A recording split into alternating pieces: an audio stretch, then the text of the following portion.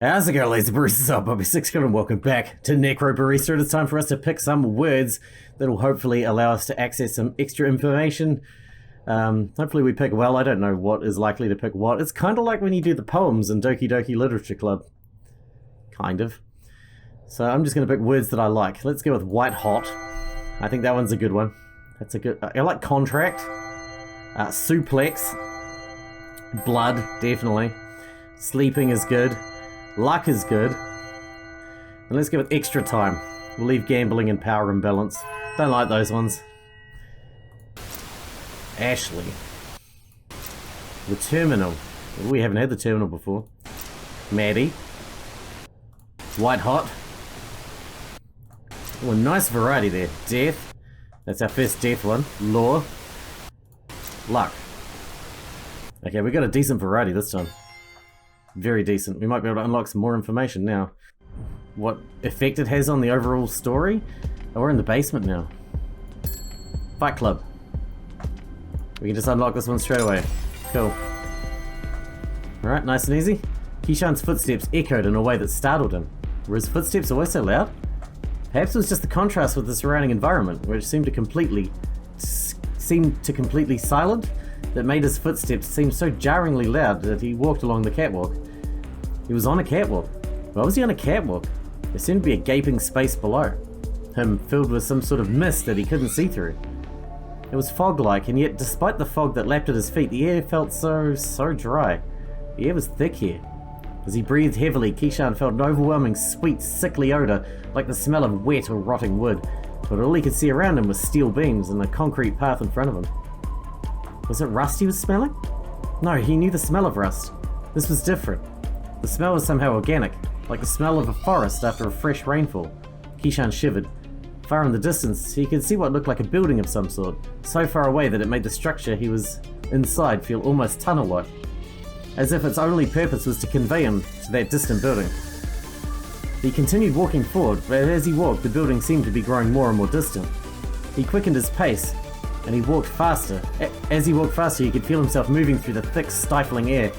Yet as he looked down, he could see the texture of the catwalk in front of him unchanged, as though he were walking in place. Kishan started to turn backward, but saw only a blinding light. His eyes immediately shut, and when he opened them, he was again facing onto the tunnel, with a distant building at the center of the field of his view. He tried turning around, but every time he tried to turn his head, his eyes involuntarily shut at the sight of the light, and he was forced to close his eyes or look away, always confronted again with the sight of the small hut. When he opened his eyes, his heart pounded violently inside of his chest. The tunnel was so quiet that he could hear his own heartbeat, feel his own pulse inside his head. Something about this place felt deeply, incredibly wrong. Get back. I have to get back. He tried turning again, and this time he found himself unable to even begin rotating his body before his eyes snapped shut, placing him again in a world of darkness until he opened them again and was confronted with the sight of the small hut in the distance, now looking more far away than ever. I have to get back. Kishan kept facing the building and took a step backward. As he placed his foot on the ground, he felt a gust of wind knock him forward. He let out a yelp of terror. Instinctively, his hands reached for the opposite edges of the catwalk as he fell, trying to steady himself for fear of falling off. The catwalk was wide enough that his body didn't land close enough to the edge for that to have been a risk, and yet, as he looked toward the edge, he felt a growing sense of dread, that there was something down there that would capture him, if he allowed it to catch even the smallest hold of him. Almost as he thought it, he felt the sensation of something pressing against his legs. He stumbled to his feet. He ran forward. The hut ahead of him seemed to grow no closer as he ran, but he ran all the same, running not to reach a destination, but to be away from whatever it was that was behind him. Moments ago, his only thought was an overwhelming desire to turn back, a worry that he was somehow trapped in there. But now that worry was replaced with an overwhelming sense of dread that propelled him forward. He'd been pushed forward by something. Something was behind him. Kishan leaned forward and ran. He was no runner. He often found himself winded when forced to climb more than one flight of stairs, and yet he ran and felt no sense of tiredness holding him back, no need to catch his breath. Maybe it was the thick air here that somehow never allowed him to run out of breath. Maybe it was the fear of whatever it was behind him, that strong. Kishan felt the air stinging at his eyes as he ran.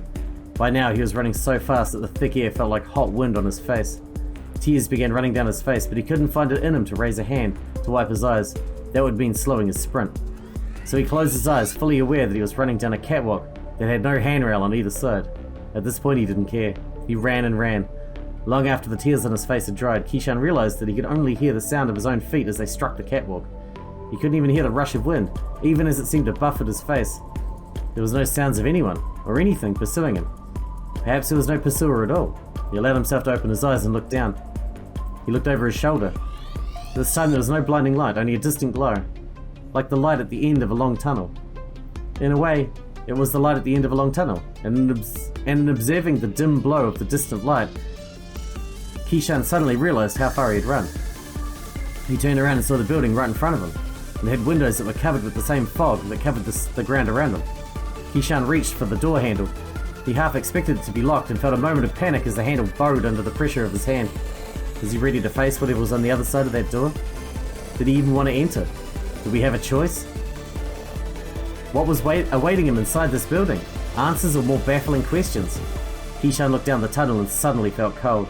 Whatever this place was, he needed to escape it, and the only form of egress that seemed available to him was the door of this building. He leaned on the handle and felt the door swing open. Whew, that was a long story, and it didn't even come with an ending. But that's okay. Let's see what else we can unlock down here.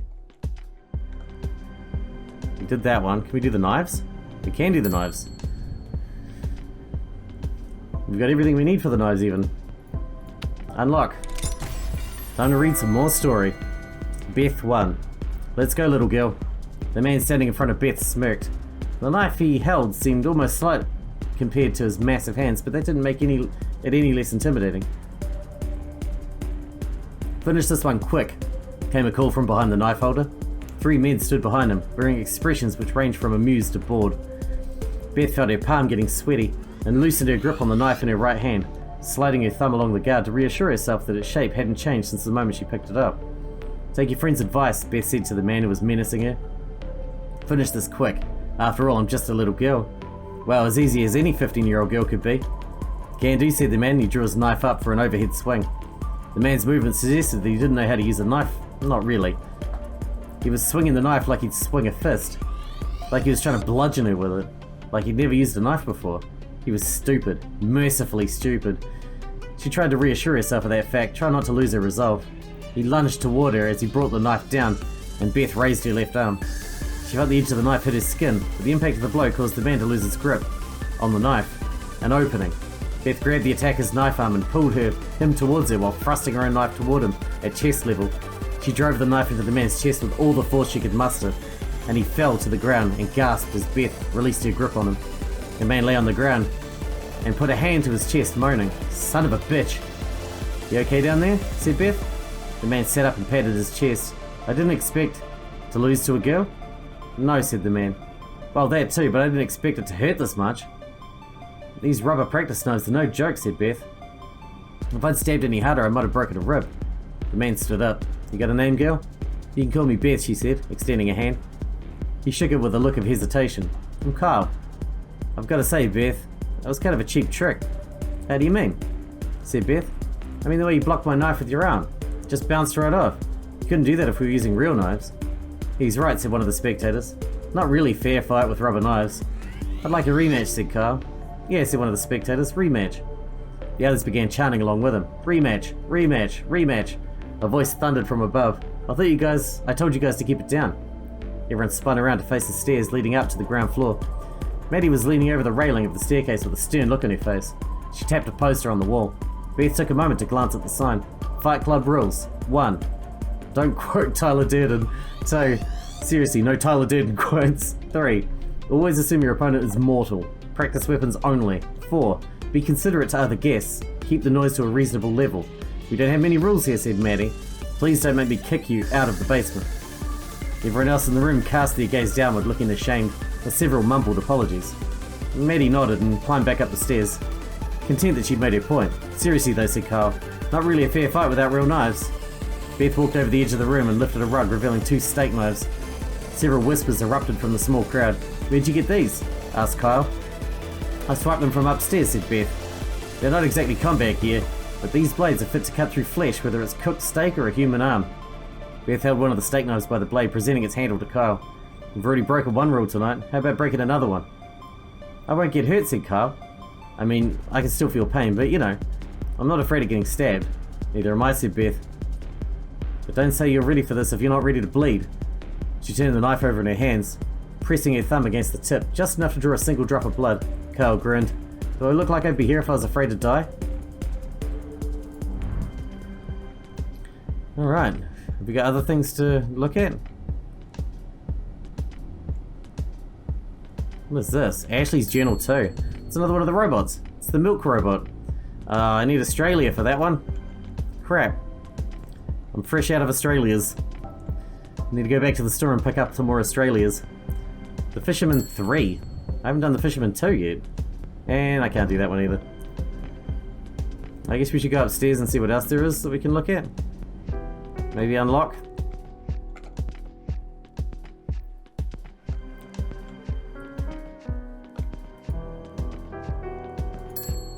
Are we good here? No. Dude, it's unreal how little we need Australia for this one. We're out of Australia's. Cod Sarnet. Got that one done. Might have to go upstairs again. Are we good here? No. Is that all we're gonna get out of this one? Wait, we've done that one. It should make a noise once it's been done. I think. Because it's annoying. It makes me think there's something there. Oh, here we go. Oh. I pushed the wrong button. Unlock. Advisory role. Maddie was washing her hands when Ashley poked her head around the corner. Here to confess something or here to ask for something? Thought Maddie to herself as she dried her hands and turned to face the girl. The grin on Ashley's face confirmed that it was the latter. Maddie arched an eyebrow and turned to the coffee grinder. Ashley stepped around the corner and stood close enough to Maddie to occupy her field of view. Every time Maddie turned, Ashley again repositioned herself. She was waiting for Maddie to notice her. After a minute, Maddie decided that having Ashley hovering around her was more distracting than indulging whatever it was she wanted to talk about. What do you need, Ashley? I don't need anything, said Ashley. Though now that you mention needing things, I think you might need something. Such as? An advisor. Ashley smiled triumphantly as she delivered the word. Uh-huh. What would I need an advisor for? To advise you, of course, said Ashley. And I suppose you have a suggestion for who I should take on as an advisor? Well, said Ashley, now that you mention it, I'm not too busy. I could be your advisor. Because you're an expert on advising. That's what an advisor needs to know about. And what makes you an expert on advising? I've been learning a lot about advisors, said Ashley. They help to make important decisions. And then the person they're advising has to take full responsibility for them. That's why I'd make a good advisor. Because you don't want to take responsibility for your actions? I take responsibility for my advice, but if someone follows my advice, then their decision and their responsibility. Duh. I don't think I need an advisor, said Maddie. Oh, but you do, said Ashley. Aren't you always complaining about how busy you are? Yes, said Maddie. So busy that I don't have time to have extra counselling sessions with you. So I'm not going to be a counsellor, Maddie. I'm going to be your advisor.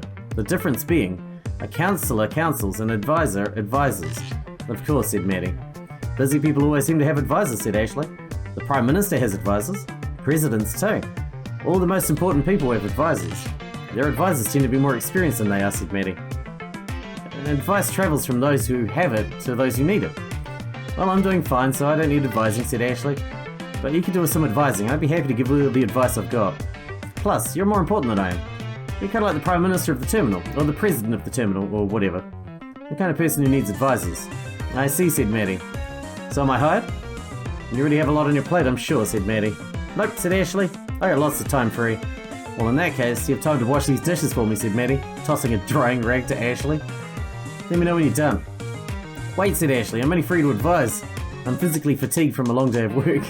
Only my mind has extra processing power. I can only help you if it's by advising. Well, advising has physical responsibilities associated with it, right? Said Maddie. Like sometimes an advisor will go to places to get important information. I guess so, said Ashley. I can do anything that relates to giving you information. In that case, advisor Ashley, I need you to give me a report on which of these plates looks best when it's sparkling clean. But they're all dirty right now. Exactly. Time for you to do some investigative research. See ya. Nice. Now who's the genius around here, huh? Sounds like it might be Maddie after all. Nope.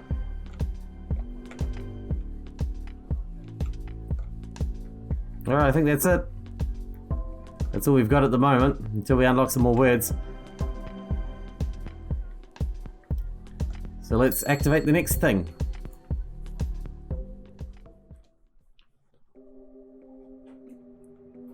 Well, this place is pretty. Day 2, 5 PM, outside the terminal. Well, it's not Ned again. You're right? Yeah, I guess. Cool. Mind if I join you? Go for it. Durry? Huh? You want a durry? I'm sorry, durry. Coffin nail. Cigarette. Do you want to smoke or nah? Oh, right, of course, yeah, sure. Sorry, it's been a weird day.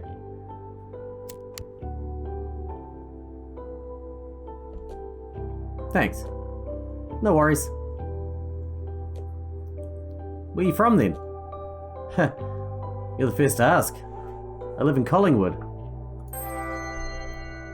Where else can you find an active nightlife scene amid active factories, shops and apartments built all during the 1800s?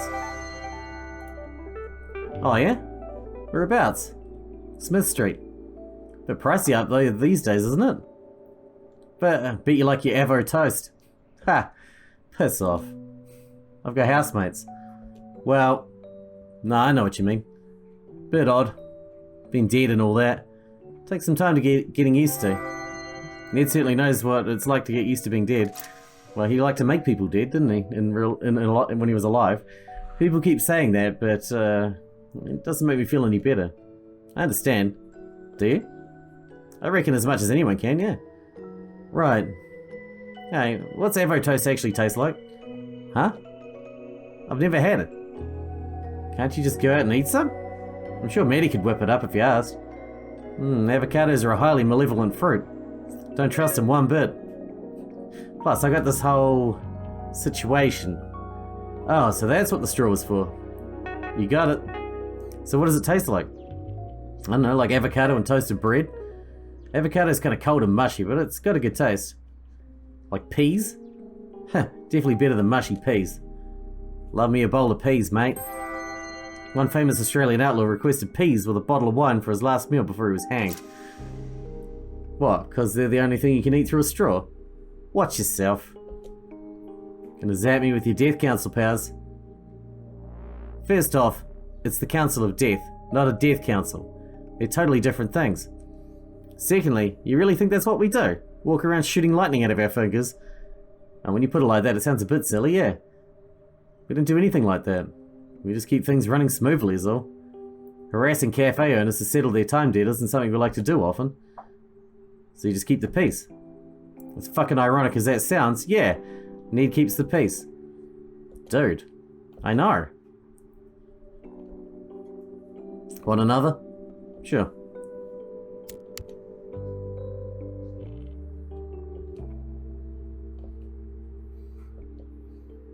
I love the sunrise here.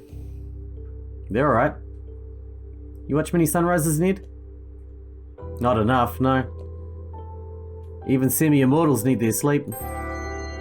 Liminal space tends to draw liminal people. I just like to sit here and watch it, even when it's cloudy or raining. And it's just something about watching the sunrise that makes it easier to deal with the coming day. Feeling optimistic all of a sudden? Nah, I still feel like shit. Heh. How about you, Keishan?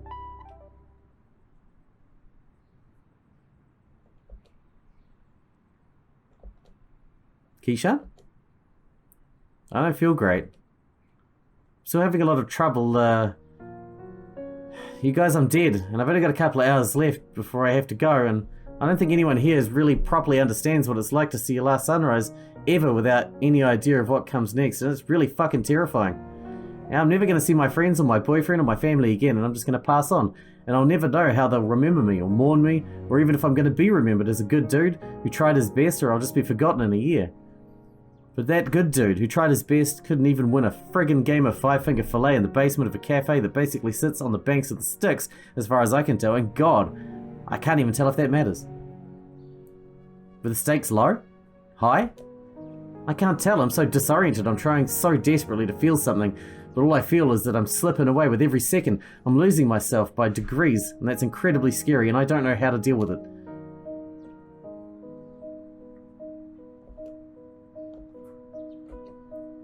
Yeah, fair cop. I actually came out to apologise for that. The game? Oh, for God's sakes, Maddie, have you been gambling again? Can it, Ned? Keyshawn, I shouldn't have taken that time from you. You took it fair and square. I don't feel like I did, so I'm giving it back. Believe me, I'm as surprised as you are. I don't usually do this. What's different this time? That's my business. I can't believe you're still swindling people out of hours to try and fix your debt. Dude, I know. It's bloody undignified. And it's a clear violation of the rules. I will banish you right now, my man. I thought you'd stop pulling that crap once you took ownership of the cafe from Shay. You really think doing this is going to help you pay off this debt? Yes, absolutely. And if you've got any bright ideas on how to do it otherwise, I'm all ears. We should have never granted you and Shay those licenses to practice. The actions of reckless necromancers make a pretty good case for the importance of occupational licensing. You obviously failed to be responsible with them. You really think we wouldn't be doing it if we didn't have the licenses, Bushman? Given your history, the hypocrisy on display here is astounding. It's all behind me, and you know it. I've been working on doing some good for the last 100 years. What, the council? Really? Yes, we maintain the balance. You know why that's important? Sure do. I don't need you moralizing at me from your ivory tower. Give it a rest, guys. But I'm pulling the last day on Earth card. Quit it.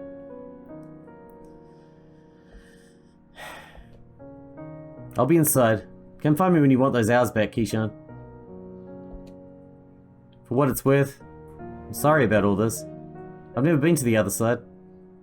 I was too afraid to leave. Walked the land for decades evading the council. That's a crime they call revenancy, staying too long, upsetting the balance. But in lieu of booting me straight to the next place or some sort of eternal punishment, the council offered me a job. Ned may have forgotten some of the sins of his past, but he's pretty sure he wouldn't be going to heaven. Sorry, that's all stuff you don't care about, I suppose. It's interesting enough. Nah, I'm just filling up empty air. You should head inside and grab those hours back. Truth be told, I'm not feeling especially fond of Maddie right now. She might have been dishonest with you, but even I can tell she's at the end of her rope. And you might not be able to see it yet, but I think the people in there are fond of you. You think so? Maddie wouldn't have offered those hours back if there wasn't something different about you. Plus, that kid Ashley seems to like you, yeah? I guess. She kind of just dragged me off and got me to hold his screwdrivers for her. Trust me, she thinks you're great. Go on, go inside and say hi. I got some business to go stick my nose into anyway. Alright, catch you in a bit. I got some questions about the council.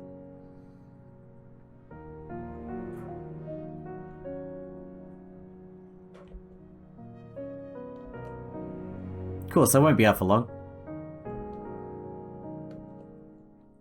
Later, mate.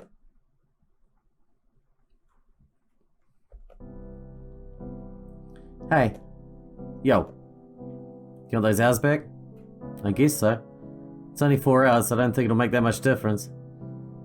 If it's okay, I'd prefer that you have them. Ashley's been enjoying having you around. Just Ashley? And me too, I guess.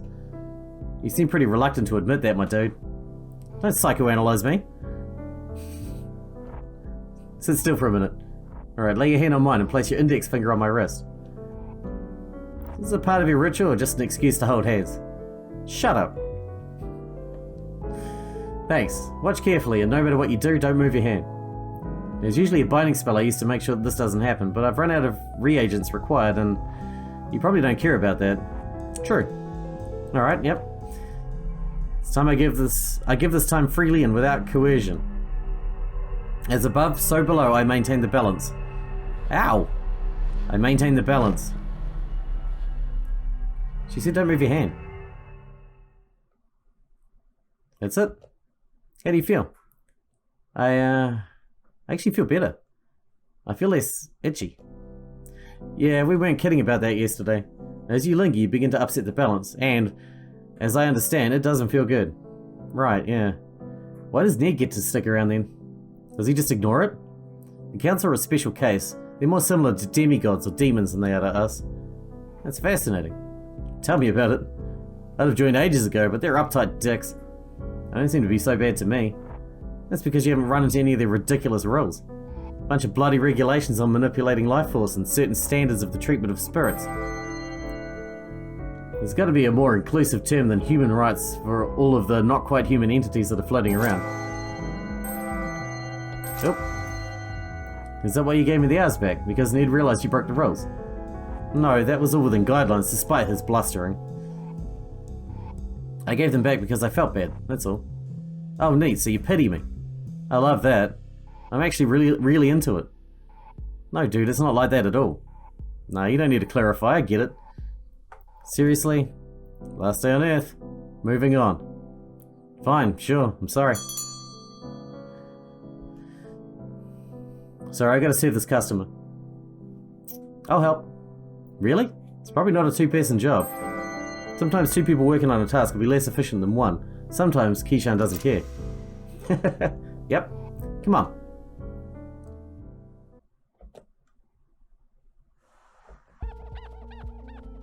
Who have we got?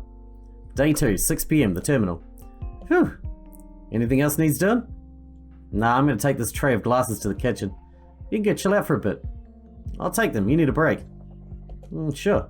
Where's the kitchen? That way, you'll find it eventually. Cool, back in a minute.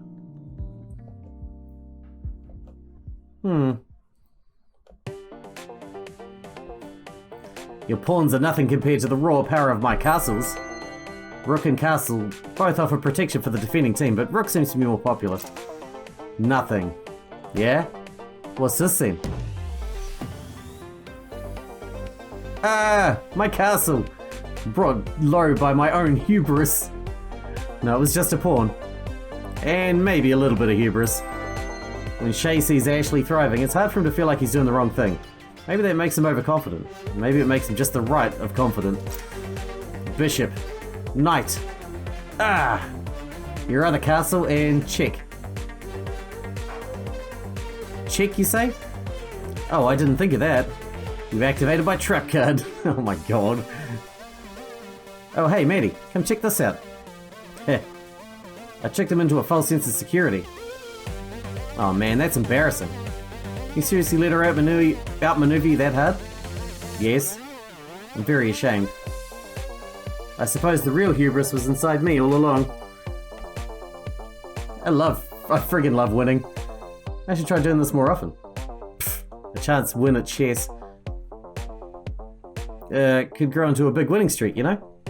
You want to play something with us? I should really head back down to the bar. There's nobody there. Come on, take a load off. If anyone really needs you, they know where to find you. How about I grab us all a drink? Make sure there's nobody waiting down there and then we play something. Might be 5 minutes. You actually gonna come back this time? You never come back. I'll come back. Promise. Why don't you pick us out a game while I'm gone? Let's find something, Ashley. What do you feel like playing today? Something. Something with lots of dice. The past tense of die is died. The plural of die is dice. Dice it is. We'll see you in a minute, matey. Day 2, 6:15, Ashley's workshop. What the fuck is she working on? A portal? And that's why the 4th season of Row Battle Royale was an absolute betrayal. But you still want to be in on it one day. Well, yeah. Unless an indie circuit opens up. Like in wrestling. Exactly like in wrestling. Melbourne's got a local show. I want something like that. You could probably put your own local league together if you work really hard. Perhaps you could build the robots to get people to battle them. Human control bots are boring though. I want to get more of that spirit juice and put together a bigger Ashling. Veteran necromancers will advise that spirit juice is not something to play around with. Masters know that playing around with it is the best way to learn. How big? I think I'll start at car size and then move into a bus adjacent form factor. I'm not sure we have enough power to power one of those. You'd have to get Maddie to source you a large amount of it. We'd need liters of it at least. That'd be super cool. Didn't you say it was illegal though? Well, technically. But what Ned doesn't know won't hurt him. He'd lose his head if he knew half the things we were doing around here. I don't know, he seems fairly lenient with you, right? He wasn't always like that. A long time before you turned up, he nearly shut me down because I... Would you believe it's because I sheltered a criminal? Ned nearly shut you down because of that. Am I thinking of the same criminal you are? Trust me, the irony was apparent. I found it very, very funny. What sort of a criminal were they? Just a minor demon on the run. Most demons aren't lucky enough to find someone as welcoming as Shay, especially ones that haven't had a chance to make a name for themselves. I don't know what she did to get a price on her head. I just took her in when she stumbled through the door, dripping blood everywhere. Ha, that's metal. It was extremely metal. How long did you manage to hide it for? Oh, not too long, maybe 6 weeks? Time flew by if I'm being honest. Why is that? Was she from the clock realm? No, nothing like that. We, bonded. Magically? How'd you do that? I thought I heard you telling Maddie that sort of thing was impossible between beings on this plane. No, not magically. We were... lovers. Ew, yuck. Ew. Happier days. I love hearing about when you were young and reckless. Gosh, what do you think I am now, huh? Old and boring? Definitely old. Despite myself, I must say you're definitely not boring. There's that patented Maddie charm. Well, you know me, I'm full of them.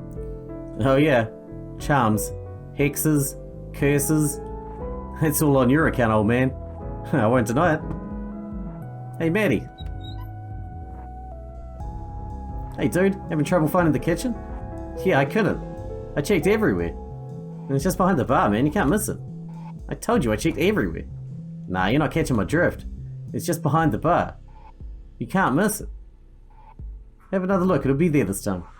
Sometimes you gotta remind the quantum hallways that they exist. Fine. How long are we gonna keep him here, Maddie? Oh, we're keeping him? No, we're not keeping him. I'm gonna let him stay as long as he wants. He'll leave on his own accord at some point. Feel sorry for him? Weirdly, yes. I don't usually get attached to customers, but he's a good dude. I like him. You like him because he's nice, or because he was good at passing your tills over? Yes. Don't get too attached. He's not going to be here forever. Well, duh, I know how it works. I'm going to enjoy having him around just like he taught me. Don't cry because it's over. Smile because it happened. Ashley, that's from the motivational calendar I threw out last week. I never said that. Same. I'm used to people moving on, is the point. I can deal with it.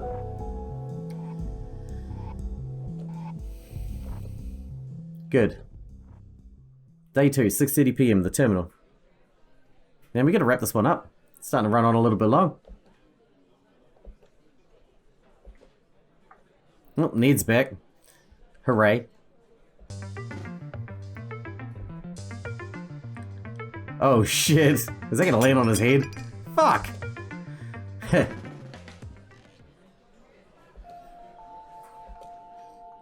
You gonna keep staring at the coffee stain or nah? Yes? Okay, whatever. What do you want from this conversation? I'm an open book as far as matters of life and death are concerned. Yeah. I don't want to go. I know you probably heard this from, I don't know, 1,000 people or whatever. Given the amount of traffic at terminal gates and how long it's been open, 1,000 people's a pretty low estimate. It's not about staying around for people or wanting to go back to my old life. As wonderful and not stressful as it sounds, like, I'm not afraid of what lies on the other side. I don't think there's any point to worry about it until I'm there. I just don't think I've spent enough time here. The cafe?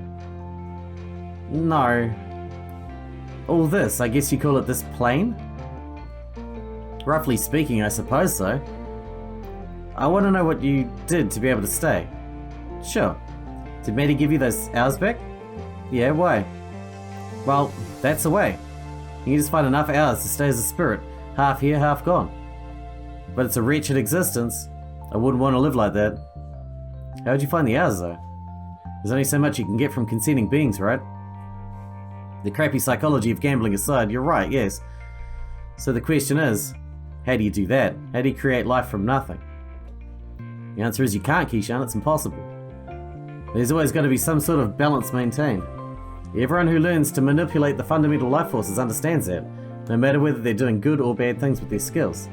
Here's the thing though, you don't need both parties to agree. It's just a social nicety, something that separates us from, well, people who don't do that. That's where the idea of vampires came from, for example. Those bastards. They're not special or anything, they're just dickheads. Anyway, if you can take life force from people, you can also drain it from animals or plants. But in this business, there's a lot we don't or can't understand. One of the things we can't understand is why life force from animals and plants is tainted. It feels gross. If it didn't, everyone would take it. Consequences be damned. How are you feeling today, before Maddie took the hours back? I feel like I was slipping away. Like my mind was really foggy. It's scary to run when it's foggy. You don't know what you might be running toward. It was really hard to think or put sentences together. Nobody really noticed though. Typical. Imagine that, but 10 times worse. You're foggy, but there's also something fundamentally wrong. Like you're a collection of puzzle pieces that don't quite fit together. Like an engine that's running out of oil. It sounds horrifying, right? So should I do it? Probably not. How would I stay otherwise? Well, you can always go on the land, just run for it. But you'd catch me. Not me personally, but yes, the council would eventually. And that's it? That's my only option? Perhaps. Depends on how you feel about bonding yourself for eternity to a fundamentally neutral arbiter of justice. The downside of neutral arbiters is that they're never on your side. I have no strong feelings about it one way or the other. Smart ass. Would you regret it if you stayed here forever instead of moving on? I don't know, I guess it'd be up to me, right? How do you mean? In the end, how I feel about taking a big branch of my life is just a matter of how I frame it. I can focus on what I regret, sure, but it's not a useful way to spend my time. If I focus on the future, on everything that's in the possibility space instead of outside of it, it's probably better for me, yeah? Sure. You don't sound convinced. I'm just ambivalent on it. I try not to think about anything too hard these days. But if you're willing to accept eternal bondage with the council, I can keep you here. It's not easy work though. You have to act in the best interest of the system, not its individual parts. Bureaucracy at its finest. How did you learn to deal with it? Just took some time. When you're used to it, you learn not to think too hard about what you're doing.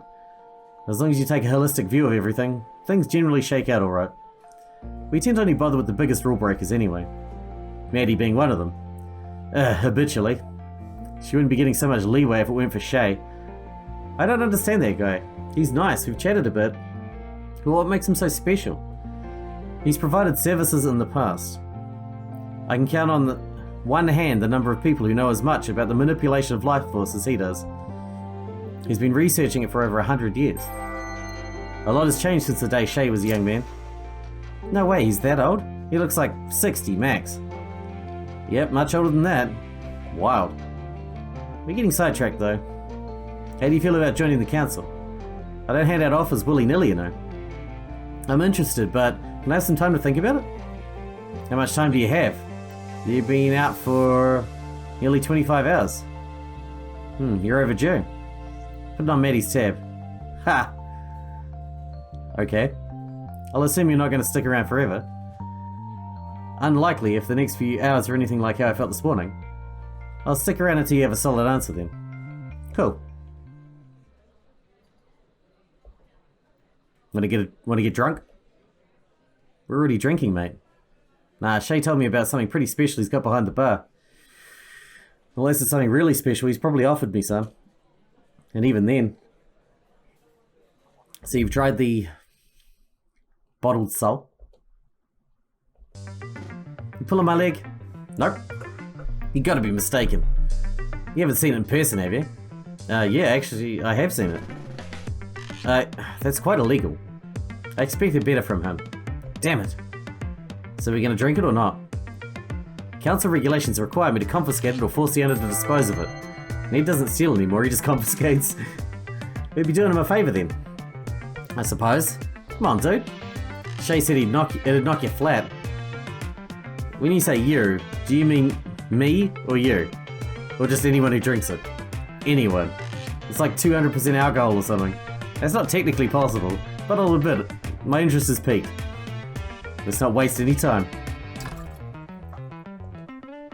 Damn it. That was a setup, wasn't it? Basically. You in? Fine. Oh, this looks deadly. Good thing people can't get alcohol poisoning.